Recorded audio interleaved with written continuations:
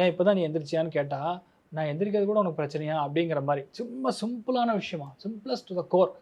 அது கூட அவங்களுக்கு ரொம்ப இஷ்யூஸை கொடுக்கும். அதே மாதிரி கேது ராசி லக்னத்தை உட்காரும்போது யாரோ ஒரு வீட்டில் இருக்கக்கூடிய மூத்த பெண்ணை பிரியிற மாதிரி, அம்மாவையோ அல்லது வீட்டில் மூத்த பெண் அக்காவையோ அல்லது மாமியாரையோ அல்லது பெரியம்மாவையோ சித்தியோ அவங்கள பிரிய மாதிரி இருக்கக்கூடிய நிலைமை. யாரோ ஒருத்தருக்கு சைக்கலாஜிக்கலாக ரொம்ப எஃபெக்ட் ஆகிருக்கக்கூடிய நிலைமை தான் சிம்மத்தில் பார்த்துட்டுருக்கேன். பட் இது எல்லாமே ஏப்ரல் வரைக்கும் நிறைய நல்ல விஷயங்கள், பொருளாதாரத்தில் நல்ல முன்னேற்றங்கள், எதிர்பார்க்கக்கூடிய விஷயங்கள்லாம் கரெக்டாக வர்றது, கொஞ்சம் நமக்கு ரிலாக்ஸாக இருக்கிறதுங்கிற மாதிரி. பட் ரியாலிட்டி என்னென்னா, சிம்மத்துக்கு ஏப்ரலுக்கு அப்புறம் தான் லைஃபே ஆரம்பிக்கும்.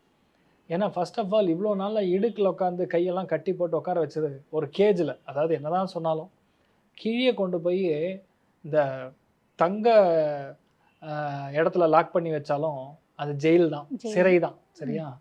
அதனால் இப்போ நிலைமைக்கு விரயஸ்தானத்து குரு வரும்போது இடம் மாறும், வீடு மாறும், நிலம் மாறும், ஆஃபீஸ் மாறும். ஒரு பெரிய ஒரு விஷயம் மாறப்போகுதுன்னு சொல்லுவோம்.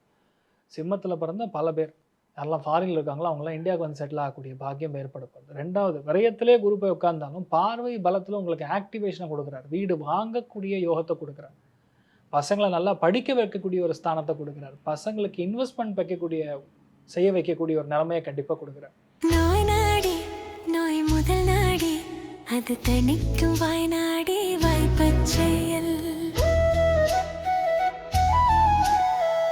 இறைவழி மருத்துவம் அதுவே எங்கள் மகத்துவம்.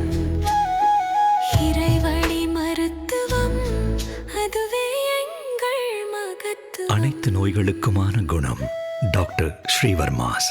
ஆரோக்கியமும் ஆன்மீகமும்.